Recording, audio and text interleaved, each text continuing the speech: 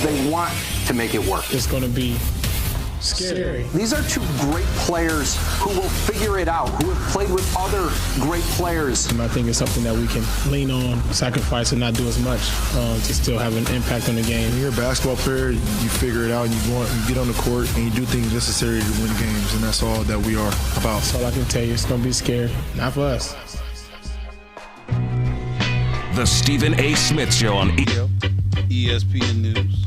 Coming at you as I love to do every weekday. Stephen A. Smith Show on ESPN Radio is presented by Progressive Insurance, celebrating 7 years and over 700 cars donated to veterans. Learn more at keystoprogress.com. Welcome back to Stephen A. Smith Show. On the line with us right now is NBA analyst extraordinaire. Works for us on ESPN, works for us on ABC. Welcome back to Stephen A. Smith Show, ESPN Radio, ESPN News. My apologies. I was talking. I realized that my mic wasn't fully on. I apologize to my next guest. By the way, the Stephen A. Smith Show on ESPN Radio is presented by Progressive Insurance, celebrating 7 years and over 700 cars donated to veterans. Learn more at keystoprogress.com. It's my honor to have my next guest on the line. Always does an outstanding job for us year after year, calling NBA games for us throughout the season. Half the time he's with my man Mark Jackson and Mike Breen. Does an outstanding job for us and then some. He is the great one himself, the one and only Jeff Van Gundy is on the line with us right now. On behalf of, ESPN doing a new deal, announcing a new 8-year deal to cover and broadcast the Special Olympics. What's going on, Jeff? What's going on, Coach? How are you? I'm doing great, Stephen. How are you? I'm doing all right. Talk to me real quick about the role you'll be playing with ESPN's coverage of the Special Olympics. Obviously, that's something very, very special to all of us here. Well, the thing that I'm at today, Stephen, is the opening of the Golisano Training Center at Nazareth College, where I graduated from. Wow. Yeah. And it is an incredible field house that's going to benefit the student athletes at Nazareth College, the Special Olympic athletes, and the whole community. And it's the synergy between the college, the Golisano Foundation, and Special Olympics New York is going to provide such incredible opportunities year-round for every athlete of every ability. And I couldn't be more proud to be associated with my alma mater, Nazareth, but also Special Olympics. And if your listeners want to read more about it, they should go to jointherevolution.org because it provides some really good material and background on what we need to do better to serve these special athletes. That's a great, great cause. Jeff Van Gundy right here with Stephen A., ESPN Radio, ESPN News. Really appreciate you mentioning that, Coach, because one of the things you don't pay enough attention to this, clearly not the case. And then when you think about Special Olympics, from what I hear, it reaches over 5 million athletes in 190 different countries. That's something special. So I know that you're very, very proud to be a part of it, and thank you for coming on the show to announce that. Thank you so much. Coach, let's get right to it. And tomorrow is the beginning of the NBA season. I got to tell you something. I've been covering the NBA for about 25 years. I don't know if I've ever been more excited about an NBA season. How about you? Well, I'm looking forward to it. Actually, I like the dynasties, Stephen. I like when everybody's shooting at one team. It's been the Warriors for so long. Before that, the Heat. And so I love those type of things. But this year, as far as open competition, I think it would be very hard to predict who's going to come out of the West. Mm-hmm. And out of the East, I think everybody's thinking it's either Milwaukee or Philadelphia. But I think it's shortchanging Boston. I think they're going to be good. And I'm waiting to see which other teams develop. And I think out West, everyone's talking Los Angeles, Houston. But I think not nearly enough has been said about Utah and Denver. I'm excited to see both of those teams develop throughout the year. Well, let's stay in the Eastern Conference for a quick second, Coach, because when you talk about Boston, here's what I think, and this is why I discount Boston. Even though they're very, very talented, Kemba Walker with Jaylen Brown, with Jason Tatum, stuff like that, my mentality is they lost Al Horford, and at the same time, Philly gained him. He's now on the same team as Ben Simmons, Joel Embiid, Josh Richardson, Tobias Harris, and those guys. That's why I give Philadelphia the edge. What do you say to that? I think Philadelphia is a very talented team, top-heavy. I think their depth has taken a hit I think their shooting has taken a hit. I'm interested to see where they go on the perimeter during crunch time because, to me, Embiid obviously is a great player at the 5, but I think Al Horford also is more 5 than 4, and I think Tobias Harris is more 4 than 3. So I'm interested to see how all of them can mesh together along with Simmons, and not so much in the regular season, Stephen. I'm interested in the playoffs, and I think for Boston, I think you have to put them behind both Philly and Milwaukee to start the year. But I think they have the power of togetherness more this year, and I think that unity and chemistry will carry over to how they play, how they stick together through periods of adversity. I think people are sleeping on Boston. I was able to see Kemba Walker up close this summer with the World Cup team, and I'm going to tell you, obviously everybody knows about his talent, his handle, his scoring ability, but this is one of the highest quality athletes that we have in any sport, and he is going to be a tremendous, quiet leader for this Boston Celtic team. He leads by example, doing the right thing every day. Yeah, because I was getting ready to ask you, what would you dissect as being the difference between what he's going to bring Boston and what Boston didn't have with Kyrie Irving? No, I think game-wise, I'm sure there's similarities.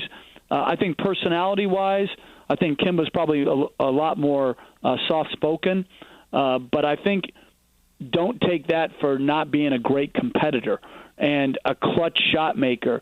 He's been playing out of the limelight in Charlotte for a long period of time.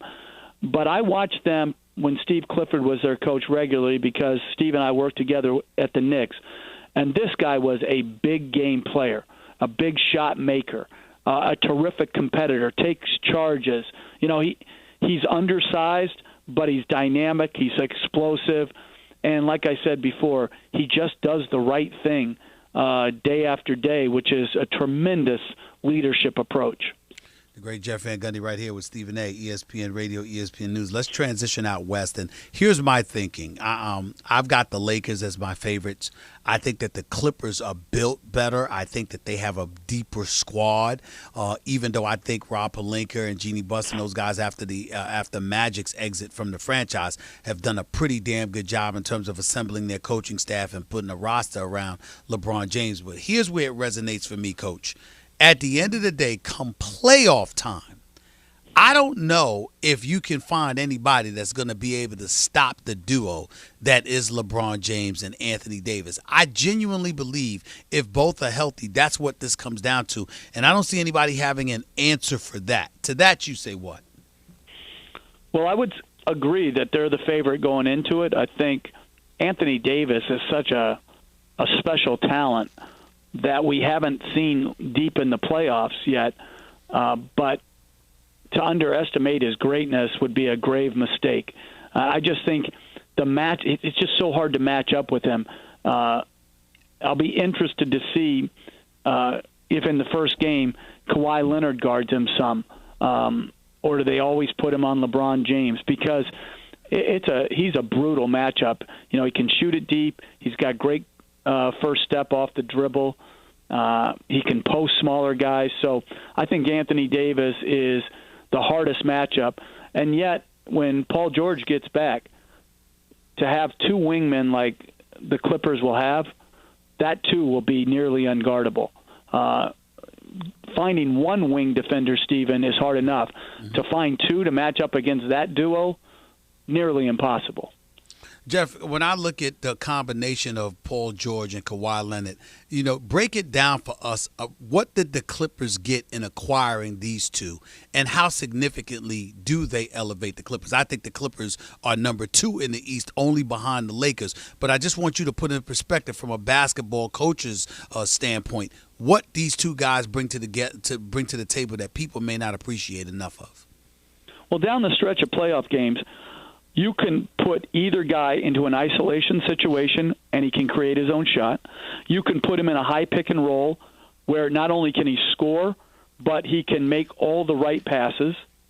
And then you have guys who can make spot-up threes and play off the other guy when the other star is involved in the primary action. Plus, you now have two wing defenders who can absolutely lock down the top scorers on other playoff teams. So you have like such unique ability and matchup problems that you can create when both of them are in the game together at both ends of the floor. This is probably as good of wing duo as we've seen from a matchup standpoint where it really puts you in a bind. Jeff Van Gundy, what about the Houston Rockets with Russell Westbrook and James Harden? You have some people looking at them and saying, look, Russell Westbrook is not the cerebral point guard that Chris Paul is. I shouldn't say was, but is. But then you look at it from the standpoint he's 4 years younger. He's clearly bigger, faster, stronger, more athletic. Unquestionably, in my mind, the most athletic point guard we've ever seen in NBA history. And I think his presence in Houston could be incredibly formidable simply because of the open shots he's going to create for James Harden. What are your thoughts, or what were your thoughts when you first learned that Russell Westbrook would be joining James Harden, and where do you stand now? Well, they want to play together. That's number one. So they want to make it work, which I think is incredibly important in that relationship. I do think people are underestimating how good Chris Paul played in Houston. I know he was hurt some, and unfortunately 2 years ago he was hurt at the biggest point of the year when they had a chance to not only win that Western Conference championship, but ultimately win the whole thing. I think a lot of it is how Westbrook and Harden can play defensively. Are they going to invest a lot into that defensive end of the floor? Because Chris Paul, even though he slowed a little bit, was still an incredibly impactful defender. And then I think, Westbrook's shooting. Because, let's face it, the ball will be in Harden's hands more than it'll be in Westbrook's hand, particularly late in games. And when the double team ultimately occurs, when Harden's running pick and rolls or isolating, Westbrook's going to be the guy that's left open to see if he can make the spot up three. And it'll be incredibly important that he shoots with confidence and rhythm from behind the three and gets comfortable taking those type of shots, because when you think about it, since Durant left, he hasn't really been in that position. He's been the shot creator rather than the receiver of the pass, particularly in spot-up situations. Last question, Coach Jeff Van Gundy. Who's the sleeper in each conference? Well, I'm going to give you I don't know if they're sleepers, because if you sleep on them, you're fools, but no one's talking enough about Denver and Utah. And, I'll go back to Boston. I think Boston in the East, not enough are talking about them. I also really, really like Miami and what they've been able to do. I'm interested to see how they play in the regular season, but I think they could go from, 39 wins last year, Stephen. I think they can go to mid-40s, maybe even up to 47, 48. Wow. Jeff Van Gundy, I'm looking forward to talking to you during the season, man. Thank you so much for taking time out of your busy schedule, and congratulations with Nazareth College and the Golisano Training Center opening up. I really, really appreciate your time and your participation with the Special Olympics as well. Thanks a lot, buddy. Stephen, I really appreciate the time to talk about Special Olympics, and please give Mark Jackson a call. He's in the fetal position over his Yankees' defeat to the mighty Astros. Well, why you got to rub that in? I am too. I am too. You guys had a heck of a year, Stephen. No, don't be upset. You lost to a superior team. It's okay. You guys had a heck of a year. You know what I'm saying? But Coach, here's the deal. Why are you a closing Aroldis Chapman throwing gas? You made your bones throwing gas, and you're going to try to get cute with back-to-back 87-mile-per-hour sliders. Why should I be happy about that, Coach? Listen, my fastball would have topped out at 77, so I'm not going to tell Chapman what to throw, but Altuve is one of the special hitters that we've seen in recent times. What a great hitter. Yeah, he is great, no question about it. But all right, Coach, I'll take it. Mark Jackson and I are both in similar positions over this Yankee stuff. I'll give you that. You rubbed that in. Thanks a lot, Coach. Appreciate you, man. All right, you got Take it easy. The one and only Jeff Van Gundy right here with Stephen A. ESPN Radio, ESPN News, 888-SAY-ESPN. It's 888-729-3776. Back with more of your calls and then some in a minute. Don't touch that dial. It's the Stephen A. Smith Show you're listening to right here on ESPN Radio, ESPN News. The satisfying crunch of Nature Valley Crunchy Bars can keep your family going, which means more outside fun for you. And with whole grain oats and real delicious honey, it's real tasty too.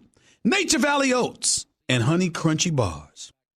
It's Geico-ing. Get a Geico quote and you could save so much it's